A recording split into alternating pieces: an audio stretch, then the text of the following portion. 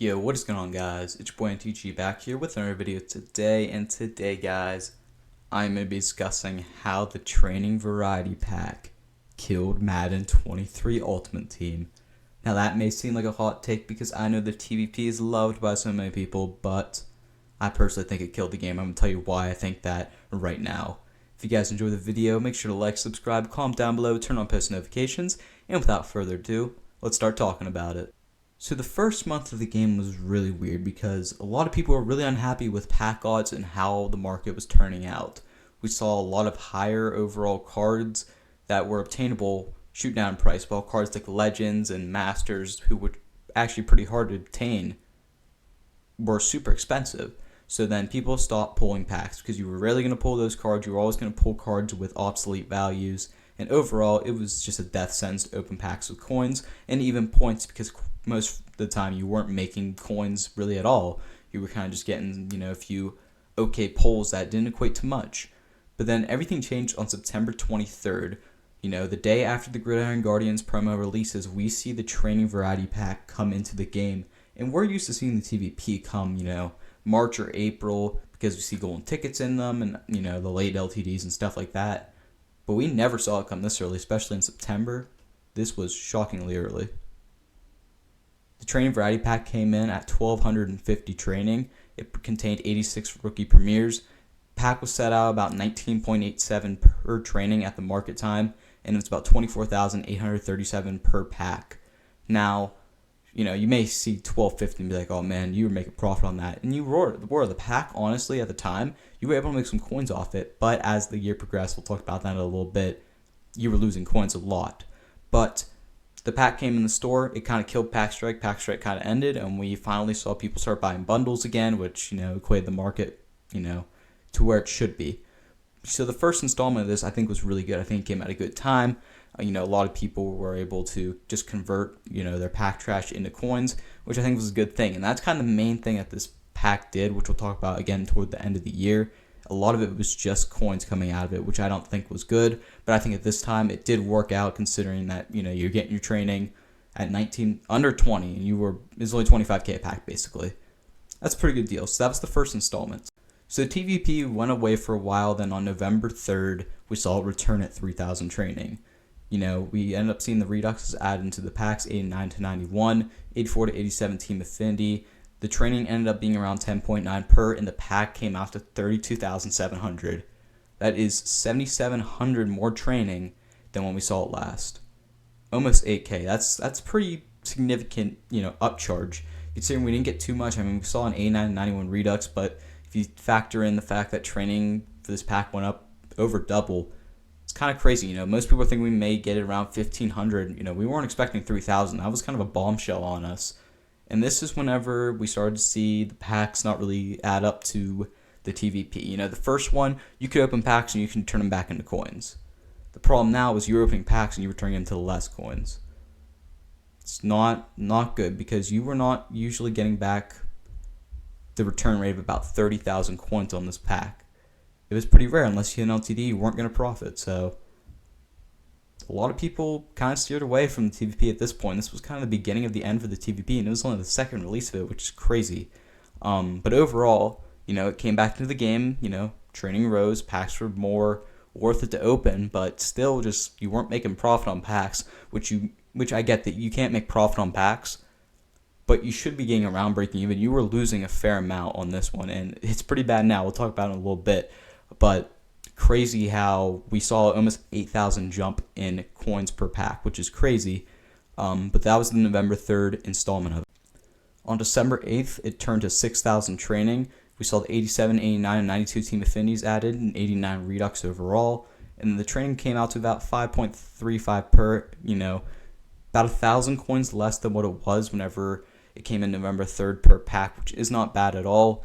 And it was, quite frankly, a fair pack, I think people would say the December 8th and the third installment of the TVP was. On January 28th, we saw it come back.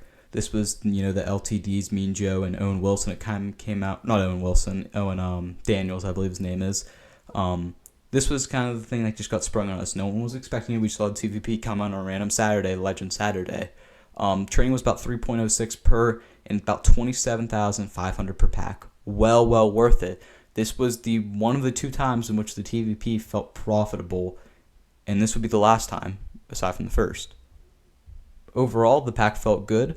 We didn't really see too many updates besides just the training price, and the pack decreased value per pack about 5,000, which, you think about it, if you open up 100, that's 500,000 coins you're saving, and that's a pretty good deal. So we saw it go away for a week, and we saw it come back, and a lot of people were expecting it to maybe be around 10,000 trading. Nope, 12,000 trading we get hit with. Training goes down to 2.65 per, and then the pack price increases almost 5,000 trading, or 5,000 coins, to 31,800 coins per pack. Crazy. This was a lot. No one was expecting this. This is when the TVP really became obsolete, and you did not make coins unless you pulled LTDs out of it, which was extremely difficult. So again, this is kind of where they took a step back from the TVP, in my opinion. I think 10,000 trading would have been a fair price for it. They bumped up to 12,000. We did end up seeing the Tom Brady cards. That was kind of the only weekend when it was profitable to open, because if you hit the Tom Brady, you were making 3 million coins. So that was a good weekend to open, but besides that, there was no reason to open this pack because you were going to lose every single time. March 9th comes around. We see it come at 19,000 training. We see the additions of 92 to 93 team affinities, 1.79 training per, and 34,000 coins per pack, the highest to that point. And I'll tell you what, does not reach below that for the rest of the year. 34,000 training, or coins, I keep saying training, I apologize if I'm messing up the numbers. But 34,000 coins per pack, that's almost 10,000 coins more than whenever it started. That's significant. That is huge, significant. And quite frankly, again, you were getting about every single time you're getting around 30,000 coins return on average. So that just kind of killed it. A lot of people were just losing tons of coins on the March 9th installment of it. On April 20th, 29,000 training per TVP, which is insane. 1.34 training per, and then 38,860 per pack. 38,860, you heard me right. You were losing on average about 8,000 coins every time you open this pack unless you hit something good. That is baffling how that even works. I will say this day saw the huge glitch in which we saw all packs basically spitting out crazy, 97 pluses, but I'm not going to say that, that should equate to almost a 38,800 coins per TVP pack. That seems ridiculous. So April 20th one, we saw a major step back, and we'd see even a smaller step back on May 17th, in which we get to 55,000 training. If you had told me at the beginning of the year that a TVP would cost 55,000 training, I would not have believed you. I could see maybe 8,000 training because I knew the quick sell values were higher than before. 55,000 training, guys, per pack.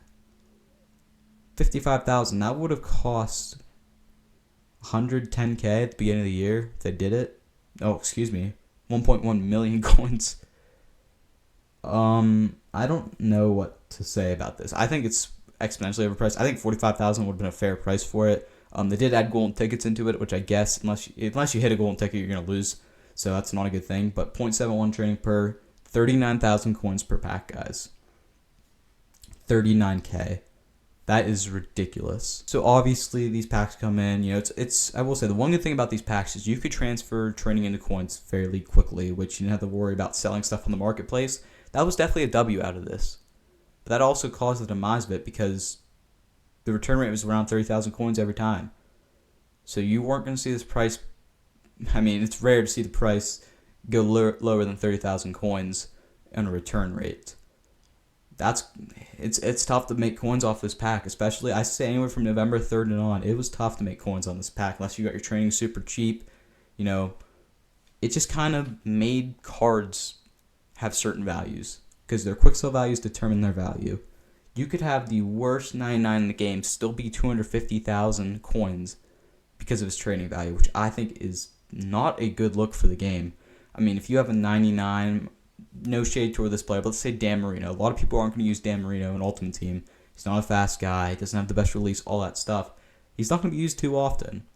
But he's always going to be expensive in the game, and he's going to be probably as expensive as guys like, let's say, Joe Montana, maybe even a Vic card if he's a 99 towards the end of the year.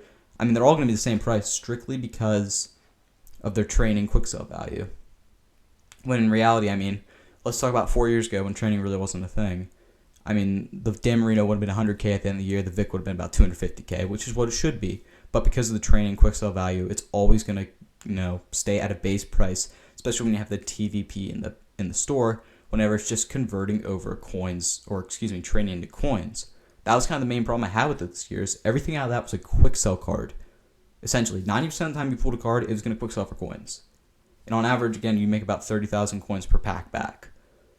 So 30,000 coins, training will not dip below whatever per times the pack amount.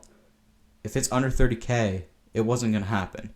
So for example, let's just look back at November 3rd, because it's even 3,000 training. You weren't going to see training dip below 10, because you were always going to get back on average about 30,000 coins. If it's 10 times 3,000, that's 30,000 coins worth per pack. You guys can see the pack price on November 30th was 32,700.